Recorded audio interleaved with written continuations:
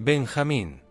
Benjamín aparece en la Biblia como una figura silenciosa, pero cargada de significado. No es recordado por largos discursos ni por grandes batallas en primera persona, sino por el lugar que ocupa dentro de una historia familiar marcada por el dolor, la esperanza y la intervención de Dios. Su vida se entrelaza con los grandes acontecimientos del pueblo de Israel, desde los días de los patriarcas hasta la formación de las tribus, y más adelante, hasta el surgimiento de personajes decisivos para la fe bíblica. Benjamín fue el hijo menor de Jacob, el patriarca que más tarde sería llamado Israel. Su madre fue Raquel, la esposa amada por Jacob, aquella por la que trabajó muchos años y por quien soportó injusticias y esperas. El nacimiento de Benjamín ocurrió en un momento de viaje y de fragilidad. La familia se desplazaba por la tierra de Canaán, y en el camino, Raquel dio a luz en circunstancias difíciles. Ese parto terminó siendo una herida profunda para Jacob, porque Raquel murió poco después de dar a luz. Así, la llegada de Benjamín al mundo quedó marcada desde el principio por el contraste entre vida y pérdida. El nombre de Benjamín también habla de ese contraste. En el relato bíblico se percibe que hubo tensión en torno a cómo llamarlo, como si en ese nombre se estuviera guardando el recuerdo del sufrimiento, y al mismo tiempo, la intención de no dejar que el dolor tuviera la última palabra. Finalmente, Benjamín quedó identificado como hijo de la mano derecha, una expresión asociada a favor, fuerza, honor y cercanía. En otras palabras, aunque nació en un día oscuro para su familia, su nombre terminó proclamando un destino de valor y propósito. Al crecer, Benjamín vivió dentro de una casa compleja. Jacob tuvo muchos hijos de distintas madres, y esa estructura familiar trajo rivalidades profundas.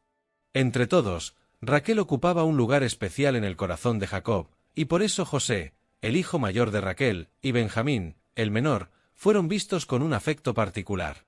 Ese favoritismo no fue un detalle menor, contribuyó a heridas entre hermanos, a envidias acumuladas, y a decisiones que más tarde cambiarían el rumbo de toda la familia.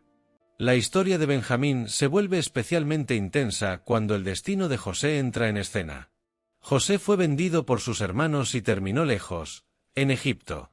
Durante años, Jacob creyó que José había muerto, y el peso de esa ausencia cayó sobre el hogar como una nube permanente. En ese contexto, Benjamín se convirtió en el hijo que quedaba como recuerdo vivo de Raquel. Jacob lo protegía con un cuidado extremo, no solo por amor, sino también por temor. Quien ya había perdido a Raquel y creía haber perdido a José, temía perder también al último hijo de ese mismo amor. Cuando una gran hambre golpeó la región y la familia de Jacob se vio obligada a buscar alimento en Egipto, Benjamín quedó en el centro de una decisión difícil. Los hermanos mayores viajaron varias veces, y en ese ir y venir apareció una condición que no podían evitar. Para asegurar el sustento, debían regresar con Benjamín. Jacob vaciló, porque enviar a Benjamín era, en su mente, exponerlo al mismo destino trágico que había imaginado para José. Pero la necesidad era real, y la supervivencia de toda la familia estaba en juego. En Egipto sucedió uno de los giros más conmovedores del relato bíblico. José, ahora en una posición de autoridad, se encontró con sus hermanos sin revelar de inmediato su identidad. En ese proceso, Benjamín se convirtió en una prueba viviente de lo que había pasado en el corazón de la familia. José observó cómo se relacionaban los hermanos con el más pequeño, cómo reaccionaban ante el riesgo, y si eran capaces de actuar con responsabilidad, no como antes. Benjamín, sin saberlo, estuvo en el centro de una escena donde se medía el arrepentimiento y la transformación. El momento culminante llegó cuando se creó una situación que ponía a Benjamín en peligro de quedar retenido en Egipto. Allí se reveló algo decisivo. Los hermanos, que años atrás habían abandonado a José, ya no estaban dispuestos a repetir la misma injusticia con el menor. La familia, que había sido destrozada por el pecado y el engaño, mostraba señales de cambio. Ese giro abrió el camino para que José revelara quién era realmente, y para que el reencuentro terminara en reconciliación. Benjamín, el hijo protegido, el hijo temido perder, quedó ligado para siempre al milagro de la restauración familiar.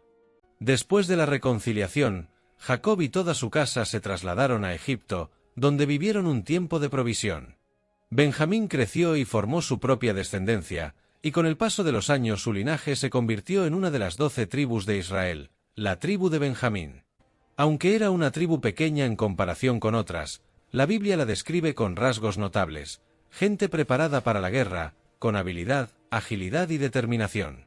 Incluso se menciona que algunos benjaminitas eran conocidos por su precisión como honderos, capaces de una destreza sorprendente. Sin embargo, la historia de la tribu de Benjamín también incluye uno de los episodios más dolorosos del período de los jueces. Hubo una corrupción moral tan profunda en una ciudad benjaminita que el pecado terminó provocando indignación nacional y una guerra civil entre las tribus de Israel. Fue un tiempo oscuro, donde la violencia y la falta de justicia mostraron lo lejos que el pueblo podía caer cuando se apartaba de Dios.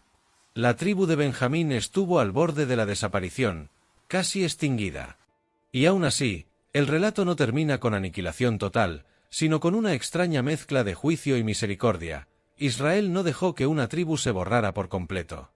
La herida quedó como advertencia, y la supervivencia quedó como recordatorio de que Dios puede preservar un futuro incluso después de la vergüenza. Años más tarde, de esa misma tribu surgió el primer rey de Israel, Saúl.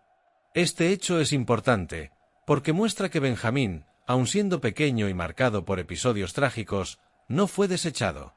La historia bíblica insiste en que Dios puede levantar líderes y abrir caminos incluso desde lugares que parecen frágiles o manchados por el pasado.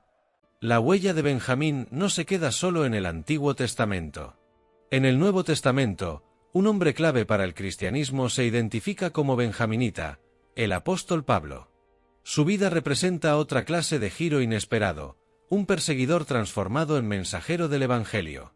Para los cristianos, la historia de Benjamín deja varias enseñanzas claras. La primera es sobre la providencia de Dios en medio del dolor. Benjamín nace en un día de muerte y duelo, pero su vida no queda definida por esa tragedia. Esto recuerda que Dios puede traer propósito en circunstancias que parecen injustas o devastadoras. La segunda enseñanza es sobre la reconciliación. Benjamín está ligado al reencuentro con José, y esa reconciliación familiar se convierte en una imagen poderosa de lo que Dios hace con los corazones humanos. Desarma el orgullo, expone el pecado y abre un camino para restaurar lo que parecía imposible. La tercera enseñanza es una advertencia sobre la corrupción moral y sus consecuencias.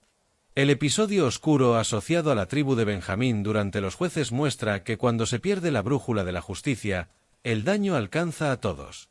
El pecado no se queda encerrado en lo privado, termina rompiendo comunidades enteras. Y la cuarta enseñanza tiene que ver con el modo en que Dios elige.